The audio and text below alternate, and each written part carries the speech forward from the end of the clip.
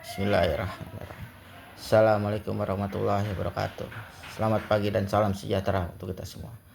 Yang saya hormati para hadirin, rekan-rekan sekalian yang saya banggakan.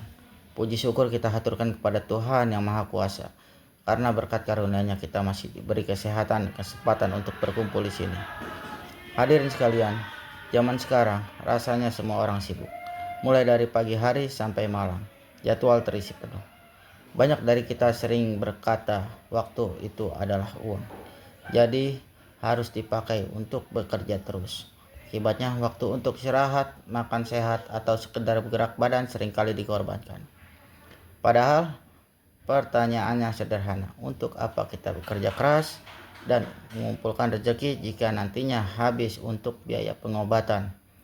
Berdasarkan data dari Kementerian Kesehatan, masalah ini sudah menjadi tren dan mengkhawatirkan. Oleh karena itu, hari ini saya mengajak teman-teman semua membahas hal yang sangat penting, yaitu gaya hidup sehat di tengah kesibukan, yang didasarkan pada fakta dan data yang nyata. Hadirin yang saya hormati, mari kita lihat fakta di lapangan berdasarkan survei Kementerian Kesehatan tahun 2023. Sekitar 37,6% penduduk Indonesia dikategorikan kurang beraktivitas fisik. Kelompok terbesarnya justru adalah pekerja dan pelajar yang memiliki jadwal padat. Kita sering berpikir, hidup sehat butuh waktu lama dan biaya mahal. Padahal anggapan itu keliru. Menurut rekomendasi WHO, orang dewasa hanya butuh bergerak sekitar 20-25 menit setiap hari saja untuk menjaga kesehatan tubuh. Tidak harus lari maraton atau ke pusat kebugaran.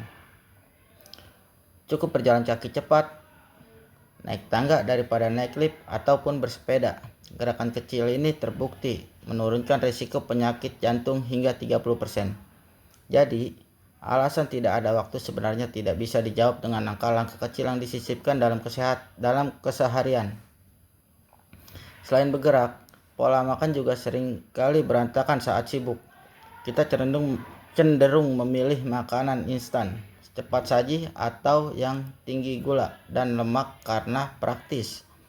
Padahal data Kemenkes menyebutkan bahwa pola makan seperti ini menjadi penyebab utama dari 60% kematian dini akibat penyakit kronis seperti diabetes dan hipertensi.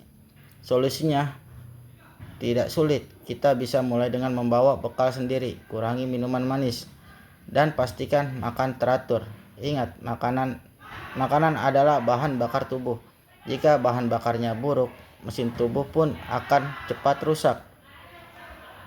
Hal ketiga yang sering dikorbankan adalah tidur. Banyak yang bangga bisa begadang sampai larut karena bekerja atau belajar. Pada penelitian dari Universitas Harvard membuktikan bahwa tidur kurang dari 7 jam sehari membuat kemampuan berpikir dan daya ingat dan produktivitas kita turun hingga 25%.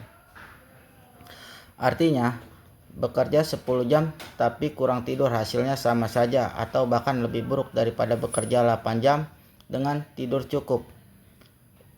Istirahat yang baik adalah kunci agar kita tetap bugar dan pikiran tajam saat bekerja. Hadirin sekalian, intinya adalah keseimbangan. Kesibukan itu penting demi masa depan, tapi kesehatan adalah syarat utama agar kita bisa memiliki masa depan itu. Menjaga kesehatan bukan berarti melambatkan kerja kita, tapi justru membuat kita bekerja lebih efektif, lebih cerdas, dan tahan banting. Hadirin yang saya cintai, sebagai penutup, mari kita ubah pola pikir kita mulai hari ini. Jangan lagi jadikan kesibukan sebagai alasan untuk mengabaikan tubuh kita. Mulailah dari langkah-langkah kecil, bergerak lebih banyak, makan lebih teratur, dan tidur lebih cukup. Semua sudah didukung oleh data dan penelitian ahli bahwa cara-cara sederhana ini sangat ampuh menjaga kesehatan kita. Ingatlah pepatah yang mengatakan, kesehatan adalah kekayaan yang paling berharga. Tidak ada kesuksesan yang berarti jika kita harus meraihnya dengan mengorbankan kesehatan. Semoga pidato ini menjadi pengingat dan manfaat bagi kita semua. Mari kita jaga kesehatan demi diri sendiri, keluarga, dan masa depan yang lebih baik. Terima kasih banyak atas perhatiannya dan waktunya yang telah teman-teman berikan. Mohon maaf jika ada hal yang kurang berkenan. Wassalamualaikum warahmatullahi wabarakatuh.